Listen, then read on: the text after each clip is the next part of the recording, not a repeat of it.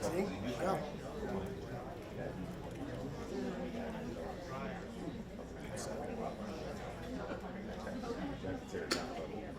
Good afternoon. For those who haven't had the pleasure of listening to me talk yet today, just kidding. My name is Kip Goodman. I am a Stride Field Advisor with DCGS, and I currently cover the Capital Region. And it's my pleasure today to introduce Joseph Auriemma, retired New York State Police, 25 years. 5. So I will turn this over to him. At the end of the program today, though, I would like to remind everybody, if you have the app for this symposium, please go to your schedule, hit this course, and fill out the review that's attached. Thank you.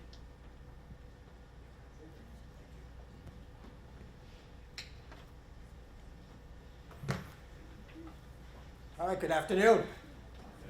So you're all here to learn something about evidence-based investigative interviewing, I hope, or you're in the wrong room and you're just trying to get away from somebody else. Either way, we're going to have a good hour.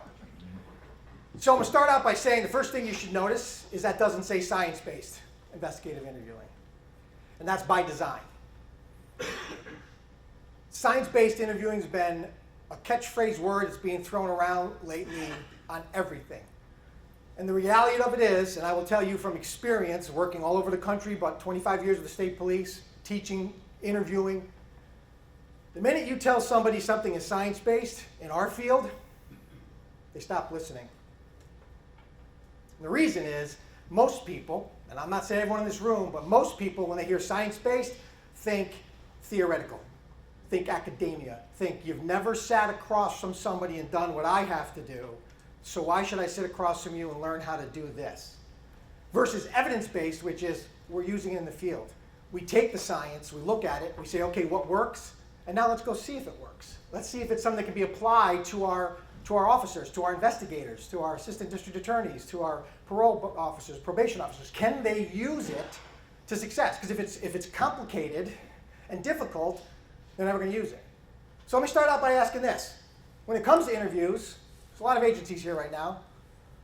Whether it's a victim, witness, or a suspect, what are your challenges? What are you facing right now? And I want you to actually tell me. What are some of the concerns you have? Why are you in this room right now? What is it that's happening at your agency you're looking to change, make better, or prevent from happening? Why would the suspect want to admit to anything? Why would the suspect want to admit to anything? That's a great question. That's a great question. I'm going to start out by saying, let me ask you a question. Why does the suspect come in the room and agree to talk to us? They want to know what we know. Well, good. What do you guys want to do for the next 50 minutes? That's why they come in a room. Listen, you don't have to agree with me. You can just sit here for an hour. You can leave. I'm going to try and make this fun. But I'm going to tell you right now, the only reason somebody comes in our room and sits through Miranda is because they want to know what you know. That's it. But here's the problem. What if we tell them what we know too soon? What happens next? I want to, which is what we're trying to prevent. We're going to talk about how you introduce evidence. We're going to change the way you do it. Most of you, maybe some of you have already using it. If you sat through my class or you're taking any kind of training, you're going to see there's a better way to introduce evidence without saying, hey man, I got you on video. Want to start over? No, I'm good. Now that I know you got me on video, I'll take my lawyer, please. What else? What other problems are you facing? Yes, sir. Too many people in the interview. It's almost like you saw my presentation ahead of time. Yeah. You know how many people should be in the room? Let's count the person you're interviewing. I don't care if it's a victim, witness, or suspect. So that's 1. Then there's you, yes? That's 2. So what do you think the most amount of people I'm going to tell you are going to be allowed in that room? Most amount. 3. Note taker. Honest to God, can I sit with you guys and we're just going to... This is great. I appreciate you guys saying that because what makes me know is that I've got a group of people here that understand what we're here talking about, and that's awesome because that's going to help me be able to push through some of the really good stuff. 3 people. And the note taker never speaks. Ever. We see that all the time, right? You're doing your thing. You're playing chess. You know where you want to be 3 moves ahead. You're going to let them talk. Dig a hole. You know, I put people in prison who never confessed to a crime, never admitted to being there, but sat in a room with me for 9 hours telling me where they were, what they were doing, who they were with. All lies in prison. You can get a conviction with lies. This idea that I've got to get you to confess, throw it out the window. We're going to talk about that too. But I'm going to tell you about how many people should be in a room. Excellent. What else? Anything else? Come on, there's got to be other problems you're having. No? Yes? Lack of victim cooperation. The lack of victim cooperation. Yes, and there's many reasons that I could start to talk about what that is. We're going to start to hit on some of this as we go through here. And what I will tell you is that it's my firm belief that how we approach these interviews plays into whether or not people want to actually cooperate with us. Because I'll tell you right now, one of the things we're going to talk about here in detail is rapport. Because I travel all over the country. I've been as far west this year as Buell, Idaho. And rapport building seems to be this thing that people feel like they just, either don't need to do, or, you need a coffee? Okay, hey, listen, and they're off to the races. Nobody in this room is going to tell me anything about their personal life if I just look at you right now and be like, hey, tell me about X, Y. You're never going to do that. So until we build trust, which comes from rapport, they're never going to talk to us. And for victims, a lot of times, they're already coming in feeling like you're not going to believe them. I'm going to show you an interview, we're going to get to it, of a victim interview. I mean, it's about 8 years old, but it still happens today. When you see this victim interview, you're going to turn in your seats because you're going to be like, can this possibly still be happening? And the answer is yes. And it's why victims tend to not talk to us, withhold information, only compartmentalize the information. So we're going to hit on that. But here's what I say when I present, when I teach, when I talk to people. Right here. You don't need a script. You need a strategy. Here's my problem with a lot of what's being taught to people who are conducting these types of interviews. They're given a script. All right, you're going to start out with this, 5-10 minutes, then you're going to say this, then you want to get to here, and then you're going to wait for them to say this, then when they say this, you want to slide in here and say that. Scripts don't work. Are they coming in with a script? Are they coming in knowing the science that we've built around what we've done? Do they understand? Like, when you bring somebody in an interview room, how many times have you brought somebody in an interview room that you had to give Miranda to that they've never heard of Miranda in their life? I mean, that's a rare thing. I mean, someone from another country maybe that possibly here, but most people, they know Miranda's coming. So why is it a big scary thing? But I've seen people get so scripted into how they're going to give Miranda, where they're looking at their card and they're basically like, you have the right to remain silent. Anything you say can and will be used against you in a lawyer. Like, why would I want to talk to you? Like, you're scaring the bejesus out of me right now, and we haven't even started talking yet. So my whole thing is strategies. Teaching our people to be able to navigate through an interview. So, real quick, New York State Police, just shy, I have to put 24 years up there because it's like 24.7, so it's like we split hairs, 25, 24. I had to get out. It was time for me to go, and out I went. In that time, I've conducted thousands of interviews and interrogations. I am an IATLS nationally certified instructor. I was the lead instructor at the New York State Police Academy for investigative interviewing. Back in 2016, we rebuilt the entire program. If you've seen me speak before, you've heard me talk about, that's kind of where this whole thing started. I was the regional coordinator of the New York State Police Polygraph Unit, so there's a whole another thing that comes into conducting polygraph exams, especially pre-employment, coming in trying to get a job in law enforcement. And lastly, I was a crisis negotiator and an instructor for that, both at the State Police and Risk Needs State Preparedness Training Center. So I come here with some experience, so I'm not up here just with the theoretical, and I thought it's important that you understand that. So let's talk briefly about some legal stuff, because I think it's important. Everyone understands what custody is, yes? Reasonable person in the suspect's position would believe they are not free to leave. What do you think? Think he's free to leave? I mean, it's a picture, it's a snapshot in time, but does that young man in the back look like he's free to leave? Absolutely not. Absolutely not. This is, oh, I didn't believe it. That is horrible. In case we're all wondering, that is horrible. That is not how we conduct any kind of interview, even a suspect interview. Those days, and listen, you'll see a lot of people don't say the word. It's kind of like Voldemort. I'll talk about it. I was trained in the read technique, and I used it successfully. But if you take 5 seconds and Google my name, and you look up a video of me doing an interview of a dentist who committed murder, you will see the read technique in shining glory, And then you will see the state Supreme Court justice say it was the most egregious interrogation he ever seen in his 25-year career. And 3/4 of the interview was thrown out. Reed technique. So I will say the name. They can sue me if they want. Reed has some good things, but there's a lot of bad things with Reed, and this is one of them. Come around the table, get close, get your knee inside, touch the person, let them smell your breath. That's accusatory all day long. And that's the problem with custody, because along with that comes, here comes the interrogation, which is a word I will say. Don't get caught up on, it was an interview. It was an interrogation. An interview is when you ask somebody some questions about their knowledge of something. An interrogation is when you ask them questions about their participation in it. It's an interrogation. So let's not get on the stand and argue with the defense attorney, interview, interrogation. No, I interrogated him for 7 hours. I'm not going to be afraid of the word, and you're not going to use it against me. But you need to understand how Miranda applies. Let's watch this video. Or not. They said there was some issues with audio.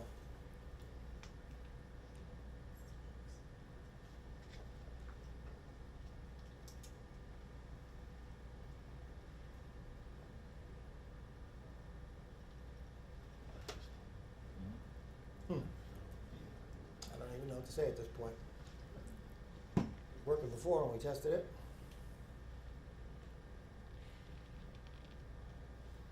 Just see one thing real quick here. I apologize, but it's important if we have these audios. Yeah, I mean, at this point, we're going to want to definitely see if we can.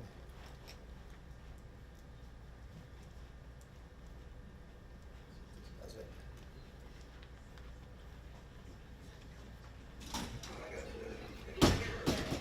All right, well, paste through here. All right, let's try this. I'm not sure this is going to be great, but we'll have to see if I can make it work for you.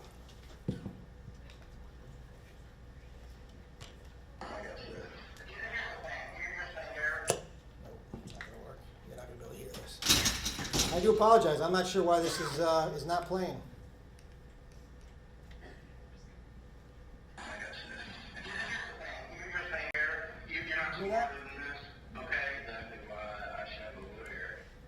Tonight, never-before-seen video of the interrogation as police question Jared Stevens, acquitted this week of murder in a March 2013 shooting in Clarksville. Wave 3 News reporter Scott Atkins has the interview shown to jurors just before they found Stevens not guilty.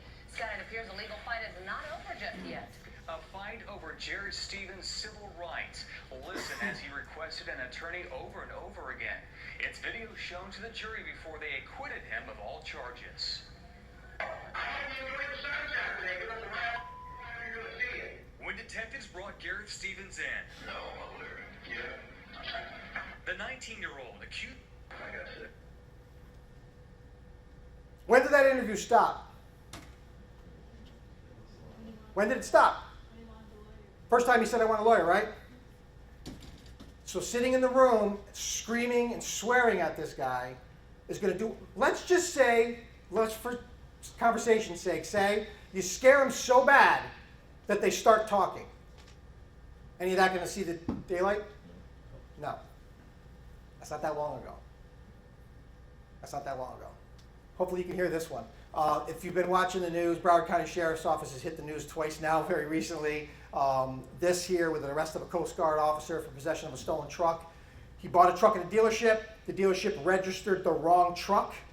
He drives away with the truck he legally bought, but then when they do their inventory, the truck's missing, so they report it stolen.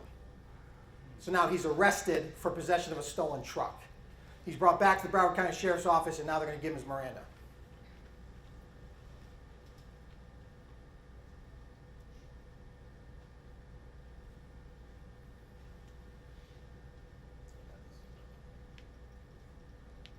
I don't understand why none of this is working now. Yeah, I don't know. Hopefully they bring somebody back that can help us with the audio. So I'm going to move through just because we have time. So right there in front of this, there's 3 detectives right now that just came in and sat down. So the door's behind them. Here's 3 detectives. This is the lead detective. That's our Master Chief in the Coast Guard. He's back in the corner of the room. The only way out is right here. He has not been Mirandized yet. He was taken into custody for an investigation. We're taking you into custody for an investigation, but you're not under arrest. We're going to transport you to the station in handcuffs in the back of a patrol car so you can talk to a detective. Let me ask you a question. I'm not trying to lead you down the wrong path. Can you say to somebody, listen, you're not under arrest, you're being detained for an investigation, and we need to talk to you back at the station? Can you say that? Right? So that works. I have no problem with that. Now you're going to bring them back and you say, okay, I'm going to give you your Miranda rights. Now what he says to this gentleman twice is, hey, just a formality. Just a formality. We got to do your Miranda rights. Are Miranda rights a formality in that sense? What am I implying? What's that? Yeah, but think even bigger picture. You're sitting there right now. You know you didn't do a crime. If you want to go ahead and try to fix that, knock stuff out. Its audio is playing right now. So now you say to the person, hey, it's just a formality. Got to read your Miranda rights. I'm minimizing it. No, that's not a big deal. There's got to read your Miranda rights. Listen, here's the thing. I don't want you to make Miranda sound like a big deal, but you don't start out by telling somebody it's just a formality. Then he takes this form, which is a Miranda form, legal in the state of Florida. There's nothing that's being done here that's a crime. He hands it to the suspect and says, read your Miranda. He then reads his own Miranda, initials each line, and at the bottom it says, do you want to talk to me or do you not want to talk to me? And then the guy says, pick, and he signs it. Now here's the thing. There's nothing wrong with doing that. But I can tell you 1,000 reasons why you shouldn't. I'm going to give you your Miranda. Okay? I'm going to give you your Miranda. I need to make sure you understand your Miranda. Now, if we get the audio to work, it'd be great because I have an example of when I did it, how I would do it when I would read it to somebody with that form. I read it verbatim. If it said, I have the right to remain silent, I said, I have the right to remain silent, not you, because you're following along. Okay. So Yeah. we can hear it through this. So if you put the mic on it, and I'll see if the next video plays. If you want to just hit it. Right, to stop answering anytime. Okay. Or- What's that on the desk? Cell phone. Yes. Where does that belong? Not in the room. Neither is your smartwatch. Because here's what happened. You're talking to somebody, blah, blah, blah, blah, blah, blah. Boom, boom. Hey, who's Michael? Who are you talking to? Who's Michael? Who's on the other end of that phone? Now you're changing the whole interview because now they know there's somebody out there watching, somebody out there doing something. Phones don't belong in an interview room. So now that's a legal form. That's his Miranda form. He read his own, he signed it, the detective signed it. For the remainder of the interrogation, guess where the detective is taking his notes? On the back of the Miranda form. To me, no pressure or coercion. Okay, no. So, we talked about it, just a formality. You don't want to ever get yourself in a situation you go to someone just a formality. All right, so hopefully this plays. These are what's called your Miranda rights. Probably seen on TV. It's on, I see it's on. Okay. They're not That's all scary. That's why I'm showing this way. Okay. It's real Yeah. simple. They're just words on a piece of paper, but they're your rights, and I want to make sure you understand them. Okay. So here's how I do this. I'm going to read it out loud exactly as it is. I apologize, it's hard for you guys to hear that. So basically, I read the sheet, word by word, and I stopped each time. Tell me what that means. And I wanted him to say to me, what does that mean? Tell me you understand what it means. This guy was at a church function with basically a youth group, and he gets in a fight with a guy and pulls out a knife and stabs him in the neck 3 times. Before I walked into the interview room, after they brought him in with cuffs and took him off the cuffs, he's in the room and he's to himself, he's talking, he's like,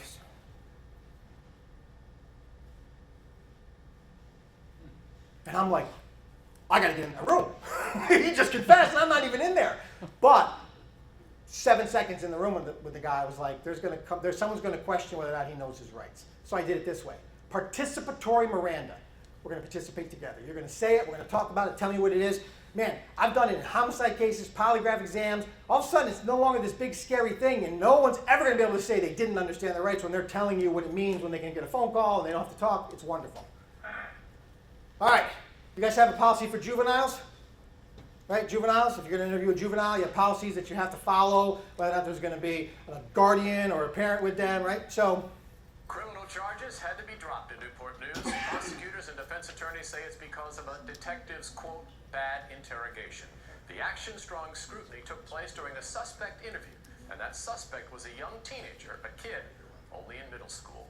13 News Now investigative reporter Laura Gallen joins us with the story. In this video obtained only already in the upper right-hand corner, you're not going to see anyone that's not a juvenile interview. bruises or broken bones as evidence of abuse. But lawyers argued and a judge agreed this interrogation was such a violation of the teen's rights They had no choice but to throw out the evidence and drop the charges. This teen and his mother wanted you to see this video because they believe the community should know what sometimes happens in these situations. 14-year-old Gabriel is arrested on suspicion of breaking and entering and stealing guns from a home in Newport News. He's brought into this small room at the police department and left twisting in handcuffs for almost an hour and a half. 14 years old, cuffed behind his back, sitting in an interrogation room by himself. This is the start of Public Defender David Lee's problems with this interrogation. Detective H.T. Troom comes in and reads Gabriel his Miranda rights. It takes less than 10 seconds. Now, you have the right to remain silent. Anything you say can will be used against you in a court of law. You have the right to speak with an attorney and have one present during questioning. If you can't afford one, won't be appointed for you. Newport News Police Department's own documents on Miranda rights for juvenile. Then he says, you understand, right? Boom, next question. That's his interview. You can't hear the audio, it's horrible, I apologize. We're going to move through that stuff we'll talk about. That's not how we do Miranda. Whether it's a victim, like a suspect in a homicide adult, or a juvenile, we have to watch what we're doing. You want to follow your guidelines, you want to make sure you're adhering to people's rights and that they understand them, and not a big scary thing. So the laws tell us what we can do, but the bigger question is, what should we do, right? So let's talk about deception. How many people in here have lied during an interrogation? Don't lie to me right now. I have. All sorts of times I've lied. We don't do it anymore. Ever. Ever. We're done now. We're done lying. Times have changed, and we don't do it. There's no reason for it anymore. There's not. And I get it. Some of you are like, all right, next. I'm telling you. Because once you start one lie, where does that lead to? And then we're lying about evidence we don't have. And nowadays, when we go to trials, you're all seeing this. Now they're looking at that as being coercive. You told them you had evidence you didn't have. And that also leads to false confessions, because now you're planting an idea in somebody's head, and that takes a whole nother path. So yes, can we legally lie to somebody? Fraser v. Cupp says we can. Doesn't mean it's effective. It damages rapport. As a negotiator, we would tell people, don't lie about stuff when you're talking to somebody trying to make a connection. If you have a family and you want to talk about your family, great. But if the person says, you know, you're a parent and you're not, don't say you are, because they will test you. And I've seen it happen where negotiators have said something, lied, and then 2 hours later, in the heat of battle, forget the lie, and they say something naturally, and guess who doesn't miss it? The other person. And now we're done. Same thing in an interrogation room. Okay? The minute you start that lie, you're not building trust anymore, and they're going to figure it out. At some point, something's going to happen, then you're going to have a problem. Contaminate statements, because now we're fact feeding. Now we're telling them things that may or may not be true. If we're lying about it, now all of a sudden when they start to talk to us, their story might now have to try to articulate what you're telling them. Well, now I got to get away from this thing, so now let me tell this other version. Now we're not even getting close to the truth, because they have to now, even though they're lying, I was hoping for some slippage of some truth. There's not even any slippage of truth, because now they got to paint the picture even broader, because I just told them about some BS lie of some evidence I don't actually have. And then lastly, and if you haven't seen it yet, it's going to happen, you're going to get called out on the stand. Isn't it true that you lied to my defendant right here? Yes, it is. Why'd you lie? Well, because I can. When else did you lie? Where else in this interrogation did you lie, detective? And now we're going to spend how long trying to articulate when I told the truth and when I didn't tell the truth. And that's not a rabbit hole you have to want to go down, especially if you did get an admission or a confession. So if deception's not the answer, then what is? It's a professional approach to an interview that's reliable, that gets you accurate, reliable information, the fine-grained details that we're looking for, right? And that's what evidence-based investigative interviewing is. It's a better way of conducting an interview. And what's nice about it is, once people are trained in it, it works for victims, witnesses, and suspects. It's not like you have to remember one thing for this person and another for another person. All right? When we talk about tying in cognitive interviewing, if I'm trying to get a witness or a victim to remember something, the same thing will apply to my suspect. Now, I've got to get there, but it all applies. And so when you're talking about a strategy, the idea here is that the people conducting the interview, we're going to have a game plan. When we all of a sudden get met with resistance, when all of a sudden we start to see deception, whatever's happening towards us, we're now able to deal with it better than trying to stick with a plan and force people back someplace they don't even want to be. So whether you're doing a victim, witness, or suspect interview, how we get there is just as important as the results. Right? The process matters. Our ability to articulate what we did and how we did it, right? What is said. Everything's recorded nowadays, right? Audio and video recording of everything we say and do. So, when we start interviewing people, it's all there in 1080p color. And so it matters, because people are going to start to look at it and go, why'd you do that? And that's what they're going to focus on. And sometimes they're not even going to care about the win. I'm not sure if anybody in here is familiar with this. It's all over procedural justice, right? The 4 pillars of procedural justice. I'm a big fan of this because I feel like it's something that's very important when we're talking to people who are doing interviews, that they understand, you know, listen, what's expected of us? If we don't want the citizenry to always be on us for the things we do, well then maybe what we need to be is slightly transparent in what we're doing. If I'm not afraid of what I'm doing, I should have no problem telling you that I'm doing it. But if I'm going to come in here and I know I lied to my teeth, well, now I'm going to have a problem. And if you watch the Netflix series *To Make a Murderer*, when they're telling the little juvenile there and they're giving him all these lies, I know this, I know that, I know this, I know that, I know this, I know that, and then the mom comes in the video and he's saying to the mom, like, I think they put words in my head. And she says to the detective, did you make my son say something? And he's like, this is what the detective says. What do you mean? Anybody ever sat across from somebody, you ask a question and they say, what do you mean? What usually follows that? What usually follows that? A lie. What? Is that how we talk? You leave here right now, you're going to go on a break and you go over to somebody and be like, hey man, you want to get a cup of coffee? What do you mean? No, the answer is going to be, yeah, I'd love to get a cup of coffee. So even the police officer knew that what he did was wrong and now he's all over Netflix. That's never going away. So fairness in the process, transparency in our actions, an opportunity for people to have a voice, and lastly, impartiality. I am a big proponent of saying when somebody gets in that room, let them talk. If you've got someplace to be, then don't start the interview. Because if they want to come in and lie to me for 4 hours, I'm all in. Lie to me for 4 hours, I'm all in. I will just eat it up. But before I even ever mention anything about what I think really happened. Lock you in, give me your story, name names, I love it. Where people all the time, whoa, we're not doing that. We're not doing that. So when I asked you, focus, answer, and I'm like, dude, what are you doing? Like, let them talk. I have no idea where this is about to go. But whatever was about to come out of their mouth next, you're never going to hear that again because you stopped them. So we want to conduct interviews with integrity and respect. We want to adhere to our professional standards and the legal guidelines. We want to make sure that we're fair and impartial. Right? And you're going to hear me talk about it shortly here. You know, this confirmation bias that we bring into rooms. We want to ask pertinent, unbiased questions. All right, we have to have a plan when you go into these interviews. You can't just walk in willy-nilly and not know where you're trying to go. There has to be, what am I investigating? What questions might I need to get the answers to? If I want to find out if this person actually did the thing, then I need to do that. Is there anybody in here that so we mentioned it before, victims. People in here who have taken, a victim comes in and says they were sexually assaulted, right? People have taken those kind of cases? Have you ever taken one where they lied? Yes? Anyone else? Just me? Yes? Yeah, okay, so let's be fair here for a second. Victims will come in and lie. This is why I still hate people. I like 3 people. My wife, my son, and my daughter. That's about it. Because I've been a whole career, everyone's a liar. Now, listen, we all lie. I lie, you lie, I'll probably lie later today. But it's different than like all of a sudden now we're going to bring a victim in and we're going to have this mindset that they're a liar. And that goes back to the question you said is they don't want to cooperate, is already there's a stigma that you're not going to believe me. You're going to think that this happened because of something I did. And based on your body language, your mannerisms, your tone of voice, and the questions you ask, I'm going to figure that out real quick, and this is the last place I want to be.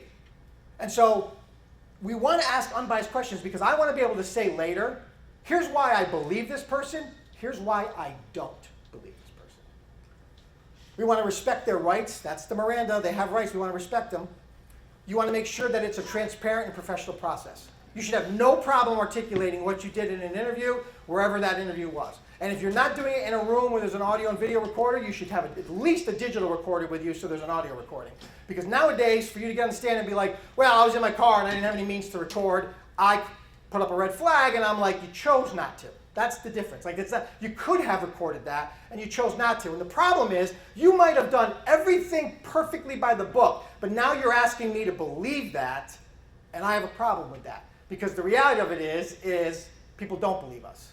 Because what they believe is if it was transparent, you would have recorded. You're carrying around body cameras. Why don't you have digital?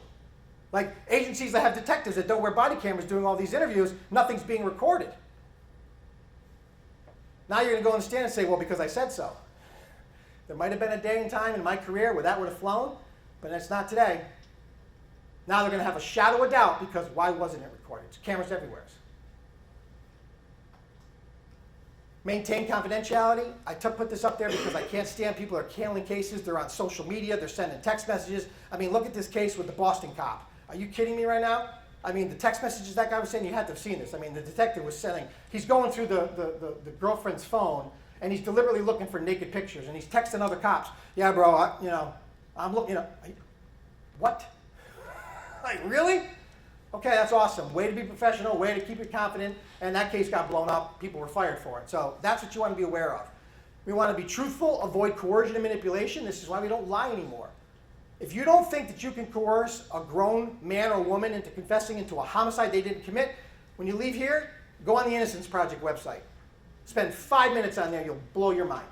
People like you and I, educated people confessing to crimes they did not commit because of the way the interview was conducted. That's a reality. We can change people's memories, we can put ideas in their head, we can make them start to believe something that they actually didn't do. We want to look for accurate, reliable information, and it is our job to help enhance that. When people come in a room, they're going to talk to us the way they're accustomed to talking to. We can't get mad that they're not giving us the details we want unless we show them what we expect before we even start the interview. And we need to increase people's confidence in the room. People need to be comfortable going into a room. You have to have some confidence level and feel like, hey, I could do this. Because I've seen it where, a BS interview and people are like, no problem. But the minute you get something that's, oh, this is going to be, people are like, well, I'm going to go run over here and get some, and you're like, I want the football coach, let me in. I'm in, let's go. Because I want to feel confident that you can do the job. And that comes from doing it, using it on all the cases that we work on, and having a strategy, right, to follow, and not have to worry about, I'm going to forget what I'm supposed to say here, the script. And that's what happens with that. So that's why I talk about strategies. So why is it that studies show that police officers are about as good as rolling dice at determining somebody is lying in an interview? Number one, improper training. Number two, confirmation bias, which is a confession culture. How many people here, before they've walked into a room to interview a suspect, had their boss say to them, get in there and give me a confession? I can't even tell you the number of times it happened to me. What if they didn't do it? I mean, we have victims that lie, so if the victim lied, well, now we already got a problem because it didn't happen then. And now I'm being told to go get a confession. Now you get a young detective, a young investigator, somebody new in the agency, wants to make a name for his or herself, and they get told, get in there and give me a confession. Okay. Meanwhile, you're not trying to get to the truth. You're just trying to make this fit your narrative. That's a problem. And we focus on the wrong cues for deception. All right? So I'm going to ask for a volunteer, and I hope somebody will do this for me. Somebody here have a very long last name? A lot of letters in it? Be honest, please. I need somebody. It's not going to hurt, I promise. You got a long last name? What's your last name? That's a good one. Can you do me a favor? Will you come up here for a second? So I just want you to stand like right here, and you're just going to look to the back room by the door. So I'm going to ask you to keep your eyes open, and I'm going to give you some instructions. As soon as I finish the instructions, you can just do what I asked you to do. It's real simple. I want you to spell your last name as fast as you can without making a single mistake, looking at the back of the room with your eyes open. Go. WOJTASZCZYK. Beautiful. Now, same eyes open, straight back to the door right there. Now I want you to spell it backwards as fast as you can, no mistakes. No way, no shit. Come on. JAYZCZSATJOW.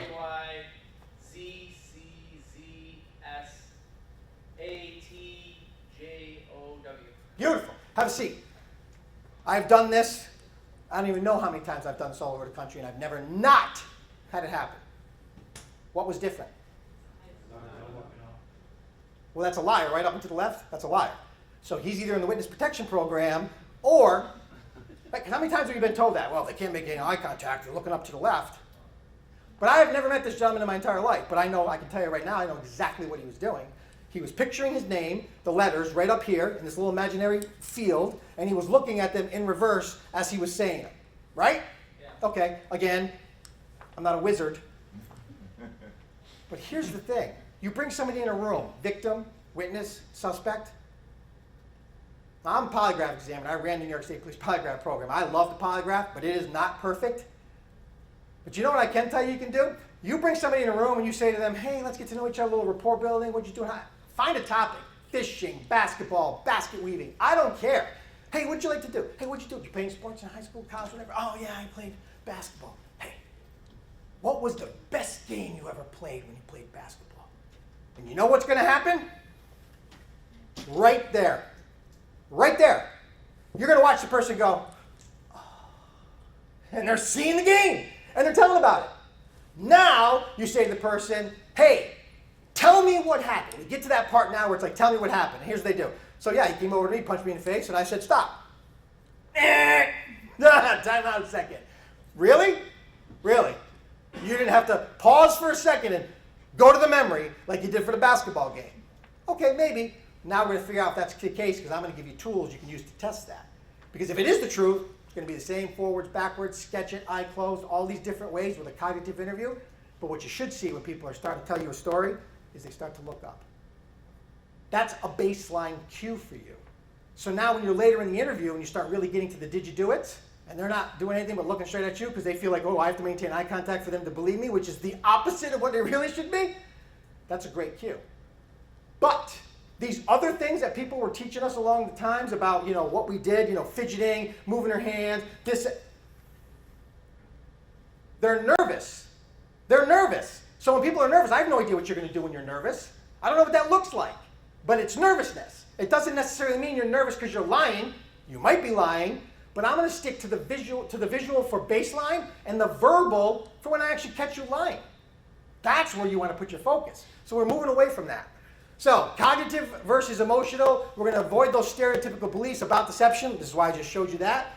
And we're going to combine the verbal and the cognitive analysis to do that strategic questioning. How are we going to ask questions strategically so I can get to those accurate, reliable details? Prove the victim and the witness are accurate, telling me information, help them remember, and also when the suspect starts to lie, break it apart. Verbal cues is what we're going to focus on for deception, and the nonverbal is that cognitive load, the emotional responses, and rapport building. What's nice about watching body language when you build a baseline is you can tell when the conversation starts to become uncomfortable, and it should be a trigger for you not to keep pushing towards the did you do it question. You're not there yet. You don't have enough rapport and trust. Something's happening. That's a cue. I'm going to ease off. Doesn't mean they're lying. It means they're not happy with where I'm about to go. But now, might a victim not be happy about the question that they think is coming next? Yes. How about a witness? Think a witness might be a reluctant person or be concerned or afraid? Absolutely.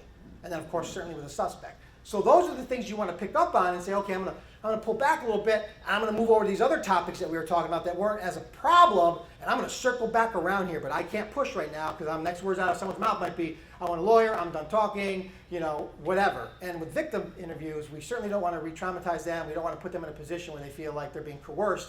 It has to be this very natural, allow them to, do the process. And I'm also a very big fan on, if we're doing victim interviews, I hate to see where we have to bring in victims and have to have them re-interviewed 2 or 3 times because the first interview wasn't done well. And they look at it and they go, oh my God, we gotta bring this person back in. And listen, it happens, and it doesn't happen because of malice, but if it happens because somebody took shortcuts, they didn't take the time to do the job, or they asked bad questions, then I have a problem with that. They should have been allowed to come in. Listen, we all know if I do a victim interview that I'm gonna bring them back to an emotional state where it's gonna be very uncomfortable. But I need to bring them there. That's how I'm gonna get the accurate, reliable information. They're gonna have to experience it all again. It's part of a cognitive interview is to context reinstatement, put them back into place. It's ugly, it's unfortunate, but it's the reality. Be nice if I only had to do that one time after the incident. So rapport. Rapport has to do with many aspects, right? Dress, posture, eye contact, facial expressions, body movements, gestures.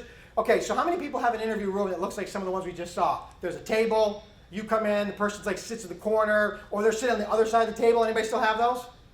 Great. If you do, you want to stop. Here's one of the greatest things you can do to build rapport right out of the gate when you bring somebody in. Make your interview room set up wrong before you start the interview. So if it's set up the way you know you want it for it to be perfect, make it wrong. And then when you bring the person in the room, you be like, hey, Michael, come on in. We're just going to go in this room here. Oh.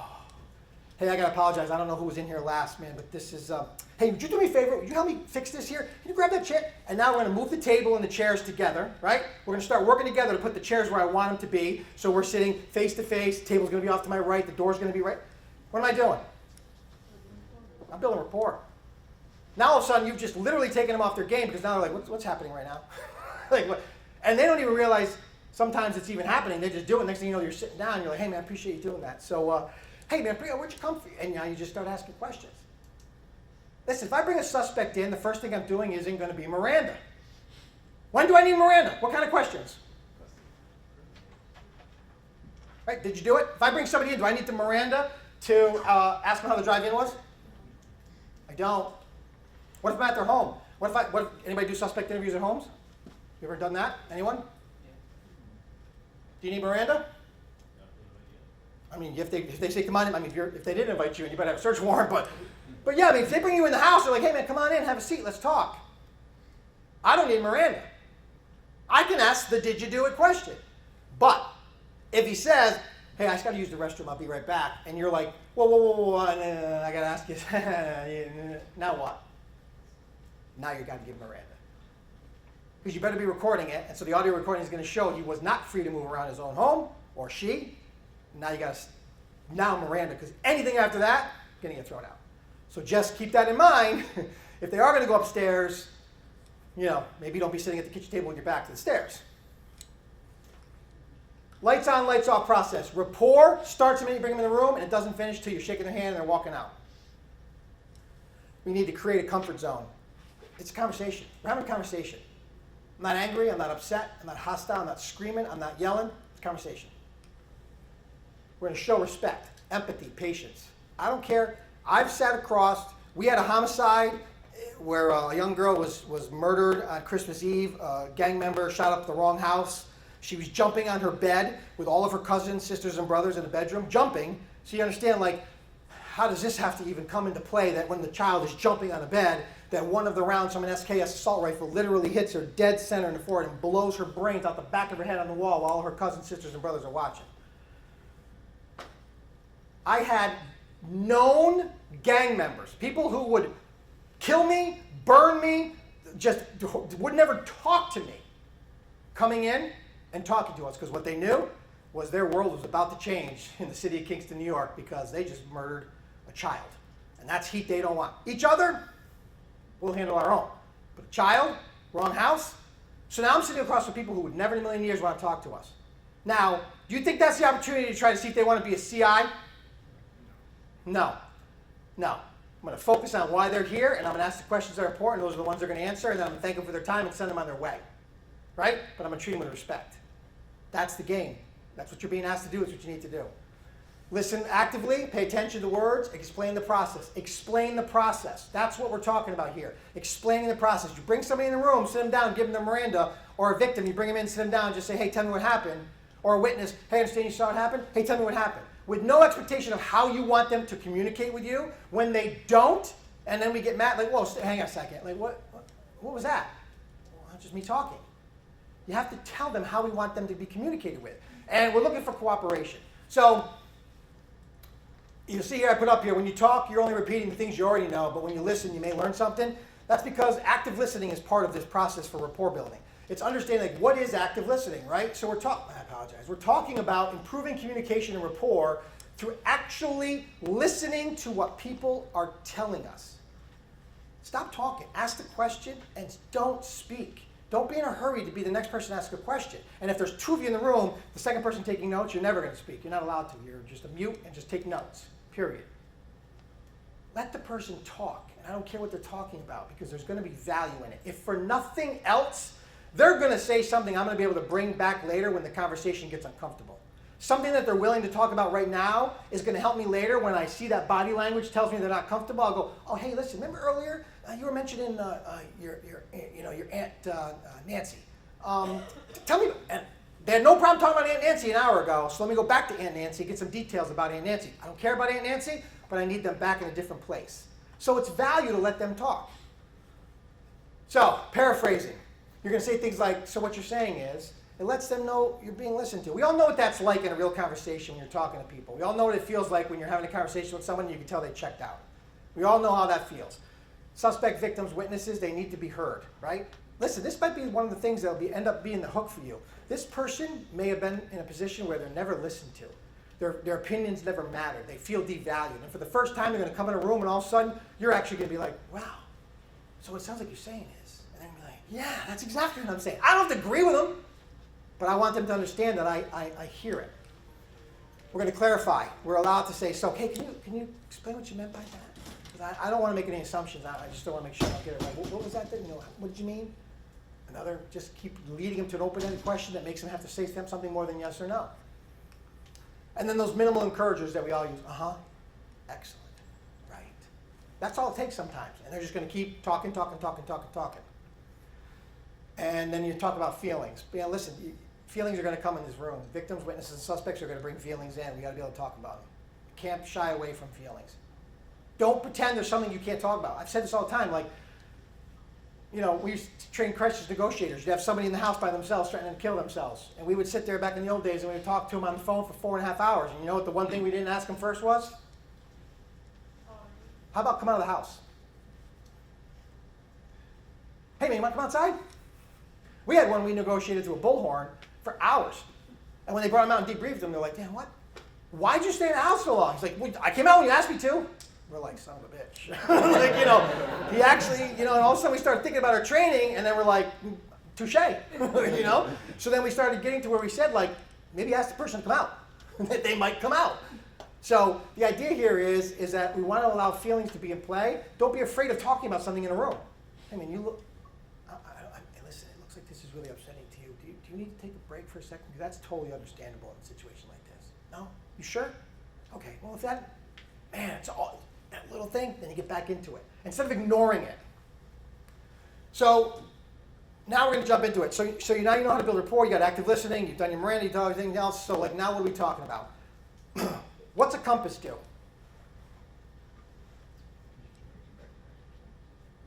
Okay, gives you direction. Right? So does a compass tell you, hear the question in its entirety. Does a compass tell you you need to go here? Or does a compass tell you, oh, where do you want to go? Oh, then you should go this way. You understand the difference? Compass gives you direction. I know I need to go to this point on a map or wherever, and the compass is going to go, oh, well, it's that way. Okay, great. So compass is going to help you with direction. So with that in mind, with the idea that you don't need a script, you need a strategy, this is what's called an adaptive strategies compass. This is something that I've trademarked, I've built, it's part of my Teach to Talk course. But what it is it's 8 points. And go ahead and take a picture of it because this isn't like I didn't reinvent the wheel, I just made a better tire. That's really what we're talking about. The idea here is there are 8 different modalities that you can use in any interview you do so you never get lost. One of the things I hear in interviews when I'm looking at interviews and teaching and I hear this all the time.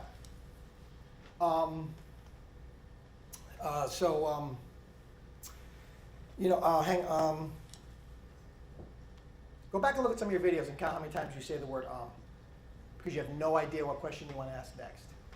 And it's a lot more than you probably think it is. With this compass, the idea here is no matter where the conversation is going, you know where you're going to take it next to get to the accurate, reliable information. So it starts with Teach to Talk. So Teach to Talk is this rapport-based method I developed. And basically, the quickest way that I can explain Teach to Talk to you, and having you leave here with a skill set. And if any of you have already sat through my thing and know where I'm going with this, then please don't participate. But somebody who has never sat through my training, this is an object that everyone should have in your possession. And if you own click pens, throw them out in the garbage on the way out because you don't belong in an interview room where you're clicking pens, right? You want a nice twist pen. But have you ever sat through my class? Beautiful. I'm holding an object in my hand. What I would like for you to do for me is just visually, you can't touch it in any way, but just visually, I would like for you to describe this object in my hand, but you're only allowed to describe it 100% truthful. I don't want you to guess about something, right? I just want it to be 100% factually truthful about this object. Does that make sense? All right, great. Would you go ahead and do that for me? It's a long, thin object with a point at one end that has writing capability and a clip to clip into your shirt or pocket. And it twists to activate the writing. Okay. Excellent. And if I didn't tell you it twisted, you probably wouldn't have said that, but I gave that to you. That was fantastic, wonderful. Now I'm going to go ahead and describe the same object for you, and I just want you to pay attention. So what I'm holding in my hand here is a cross pen. And I'm going to start at the top of this cross pen. So it's obviously blue in color and has a textured side to it, so you can feel it sticks in your hand. But on the side where the clip is, it's a much smoother, glossier blue, and it has the letters C-R-O-S-S etched into it right up here to the top, so you can see that. And then, like you had mentioned, it twists, and so the top part comes off. But now I want to look at the bottom part here. So again, it's also blue. It's got that etching that goes all the way around it, so it's nice and grip. But at the very base down here where the tip is, you have that gloss blue outline.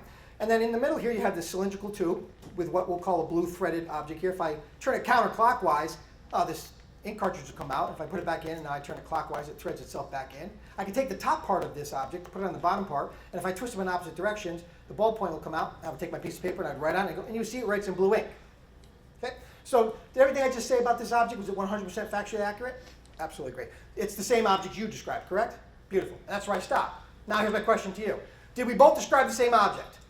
Okay. Did I describe it in more fine-grained details? Yes. Great. So now here's the thing. When you're in an interview and you're talking to somebody, you always have this with you. And you're always writing. And you always have it nearby.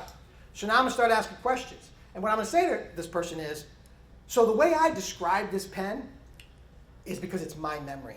Because it's my memory, I know all the details about it. But see, you're only able to describe a little bit of it because that's not your memory.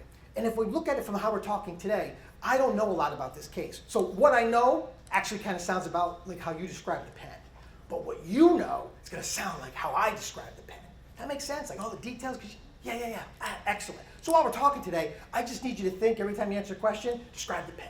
Does that make sense? Yeah, great. So now in the beginning, they're going to have no problem giving you details, right? Oh, I woke up, I turned on, Fox News, I had, cornflakes, I did this, I did that. I turned on my, Yankees ball cap, my gray sweatshirt, my, Jordan sneakers, I got in the car, I went to go pick up Mike, and that's about it. Everyone's laughing because they know the that's about it is where I need to be. I didn't care about your breakfast routine. But when they stop doing it, instead of being like, hey man, what are you doing? Nah, all I have to do is go. And it's visual. All you have to do is, oh, hey, remember earlier when they're like, yeah. It just kind of dropped off there for a second. So let's just back up after you put on the Jordans and keep going. Now, I basically called her out for being a liar, for not being, listen, if you're withholding information, let's split hairs here, you're not being truthful. But I didn't do it in an aggressive way. I didn't do it in a way that's going to shut the interview down. I just reminded them, hey, remember we agreed? That's teach the talk. Start out by telling the person before the interview starts how you want them to communicate, so when they stop doing it, you can easily bring them back in, or at least in the beginning, if you have someone who's being truthful because they want to be, they're actually giving you the details you want. That's the whole idea. So then you have the assess model, which is assess the situation, collect the evidence, corroborate the information, evaluate the findings, structure the case, and submit for review. The idea here is, look it, you got to have a strategy. I'm not big on having set plans, but you should, as a global overview, have a plan going into your interviews. What's my case? What are the case facts? Who do I want to interview? Who are my primary interviews? Who are my secondary interviews? Who should I interview first? Obviously the suspect I want to interview after the victim and possibly some witnesses, maybe get some cell phone data, whatever. Have a plan and then say, okay, what is it I need to show here? If I want to make an arrest, or if I want to, prove this person is a victim, or whatever the case you're working, DMV, whatever, they didn't register, they're, falsifying documents. What do I need to support this, my evidence? And then that helps you build your questions, so you have a plan going in. Hey, I know where I want to go with this. I'm prepared for it to become, a chess game, but at least I understand, hey, I know where I want to be. Personality assessment is another huge tool for when you're doing your interviews, right? You should be learning about people's personalities. The power of people's personality is unbelievable. You can tell somebody's personality in 15 seconds.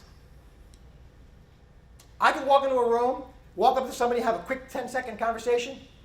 All I need to know. Boom, bing, bang, boom.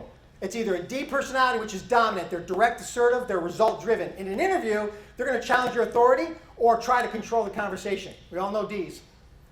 I's are the influencers. Those are a lot of the social media people. But in an interview, these are people that are outgoing, they're talkative, they're going to share freely. You bring an I in there, they're going to be like, oh, let me tell you what happened. So first of all, Mike Jones down the street? Yeah. So anyway, Mike, and you're just like, oh, dear God. But let them talk. Then you have your S's. They're patient, they're cooperative, they may be hesitant to speak. They're going to be a little reserved. They might not want us to start talking right away, okay? And then you're going to have the C's, which are cautious. These are detailed. These are people that, like for police officers that go to neighbor disputes, they're going to be like, listen, first of all, Albany City Ordinance 93-4 says that fence has to be 2 feet 6 inches from the property line. Look, it's 3 feet.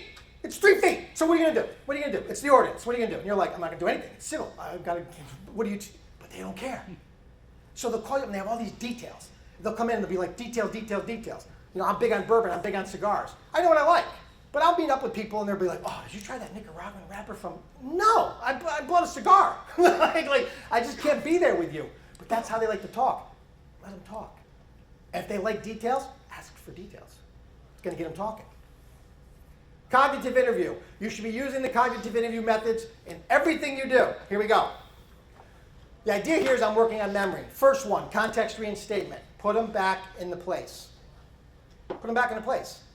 Hey, before we begin, I just want you to, and if you want to close your eyes, you can. If you're comfortable. If not, you don't have to. I just want you to think back about where you were. You said you were at your house, right? So I want you to just envision you were at your house. Where were you standing? Oh, I was in my kitchen. Okay, so I want you to think about you were in your kitchen. Yeah? Are you there? Yeah. Okay, great. And I'm going to go into my question. Tell me what you saw. Open-ended question. Reverse order. After they tell you the whole story, have them tell it to you in reverse. You know what a truthful person is going to do? Hit the mark every single time and add things. Because you know what they're doing in reverse? Ready? They're watching that video now, slow motion, they're picking up on stuff. They're going, oh, right, I forgot. Right before that I did. Yeah, I went over and I grabbed it. Bing, bang, boom. You know what a liar's going to do? Miss 3 things, add 2 new ones. Because they can't remember what they told you. Because it's a lie. Because the video that's playing isn't what they're telling you. Changing perspectives. You said you were in the kitchen, great. Go through that whole story, reverse it. Then you say to somebody, hey, here's what I want you to do. I want you to envision you are actually out on the front lawn, outside your kitchen window, like 10 feet away, closer to the street. Can you envision that? Yeah, okay, now while you're envisioning standing there, tell me what you saw from that perspective. Now listen, you're not asking them to make anything up. You're asking them to tell you the same story. But now what they're doing is they're actually slowing down this thought process and really pulling out these memories. Because as the memory is happening, they're now trying to envision themselves in places. Now we're getting it out of that long-term memory, putting it in the short term so I can say it to you. Beautiful technique. Then you're going to use a sketch plan. You should be giving people a piece of paper and say to them, play dumb. Say, hey, I haven't had a chance to get down to the scene. Can you just draw out for me where you were? Or you were in a room. Hey, can you just draw the bedroom for me? Not an artist, whatever. Just draw it. It gives you visual cues. But I've seen suspects who you'll ask them, blah, blah, blah, blah, blah, blah, blah. They'll lie. You'll hand them a piece of paper, draw this thing, and they'll draw it, and then they'll hand it to you, and then they draw the crime. And now this here is what happened. It doesn't match what they said, and now you just play it real cool. You're just like, and you pick the stuff that's not important. What's this right here? Oh, that's the door to the bedroom. Oh, and that here. Oh, that's the window of the kitchen. Oh, what's that? That's the TV. And what's this thing over here that looks like a hammer? Like, what's this thing right here? And you're like, yeah, I know, tough one. And they just drew it. You'd be surprised what they'll put down on paper. It's really, really impressive. Location cluster recall. Somebody has a memory. They tell you what they're doing. They're in the kitchen. You say, okay, here, you're in the kitchen? Yeah. Tell me what you see. Do a 360 in your mind about your kitchen. What do you see? Oh, I see this, I see that, I see this, I see that. Okay, hey, tell me about the blank. Pick an object and have them describe that object at that time. An inanimate one, it doesn't matter. Have them describe it. What you're doing is you're having them access this memory deeper and deeper. You're really getting them into that memory where details are going to start popping out that actually pertain to the incident. And then the last part of it's going to be what's called Plato, people, location, action, time, and objects. So if there's other people around, hey, you said Michael was there? Yeah. Where was Michael standing? Michael's standing here. Okay, so tell me what Michael saw. From your perspective where you were, what do you think Michael saw? Listen, we're not asking them to make stuff up. They're there. So all they're doing right now is just saying to you what they think Michael would have seen, right? Because if they tell you what Michael should have seen, and you've been able to prove they've been telling the truth the whole time, and then all of a sudden Michael doesn't tell you the same thing, Michael be the one lying?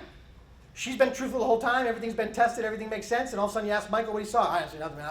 I was on the other side of the room, and that's odd, because this person was able to remember everything.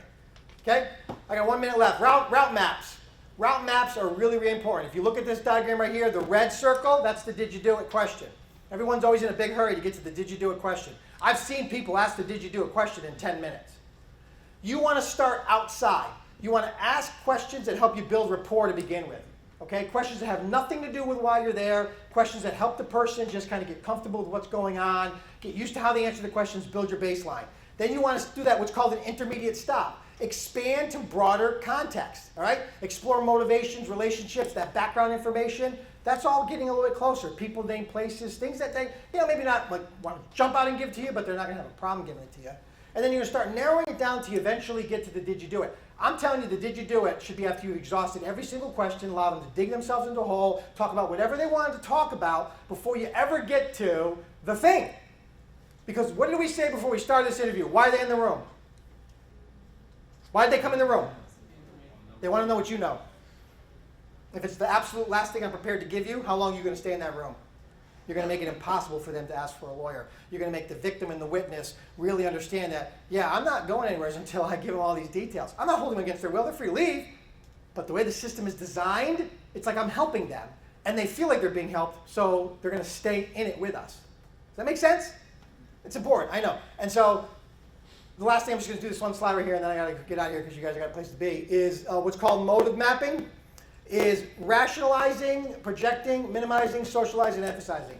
We all do this in our conversations with people. The idea here is when you're talking to somebody, you want to come up with what might be their motive. Just touch base on it.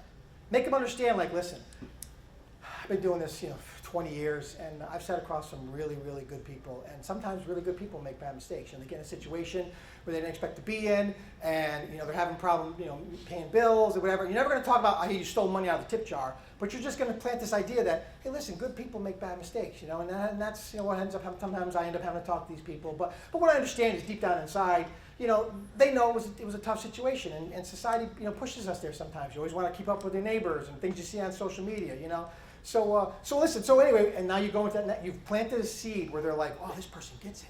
They understand this happens. So I'm okay to tell this person I did that because they understand it happens, instead of them feeling like they're going to be judged, okay? So that's motive mapping, and it's very important that you keep that in mind. I ran out of time here. I tried, the audio kind of slowed me up a couple slides. I would have done it. The strategic use of evidence, real quickly, is you never tell the person, hey, I got you on video. All right, you do it in future tense. If you have them on video, you really do have them on video, what you say to the person is, hey, so Michael, listen real quick. If I were to go down to Quick Check and pull the surveillance video, would there be any reason why I'd see you on it? Because right now what you told them is you didn't go see the video, but you might go see the video. And if they know they're on the video, now they got two choices. Play stupid or come up with a reason why they might be on the video, and they might go, oh, you know what? I just remembered we did go to Quick Check. Oh, okay, great, tell me that. You don't start out with, I got you on video, Quick Check. You want to try again? Because the next word's out of the mouth of the lawyer. I know what I need to know now. But you said you might, which means you didn't. That's not a lie, right? See the difference? Me saying I have you on when I don't versus what if I hypothetically, that future tense, right? And then the next one you could be is well, hey, listen, I was interviewing a bunch of other people, and what if someone mentioned they thought they saw you at Quick Check? Because you have a witness that said they saw him there. I'm not going to say I have a witness. I'm going to say what happens if I, future tense, make them think about it. So I apologize that I got a couple slides late because of the audio on that. The idea here is with this evidence-based training is that there's these methods, hopefully I saw some of you taking pictures of them, is that go into it with a strategy, not a script. Don't get so locked down that you want to feel like you have to say the Miranda, ask the questions, fill out your form, get to the answers, like, oh, I got a victim impact statement, let me just ask these questions. Have a conversation and strategically move through that conversation like you would with anyone else, okay? So I have some business cards up here if anybody would like them. I appreciate your time. This is a great seminar, a lot to learn. They only give you an hour, so I kind of have to feed you like a fire hydrant, but it's been a pleasure being in front of you guys for an hour. Enjoy yourselves, be safe out there, and good luck with your interviews.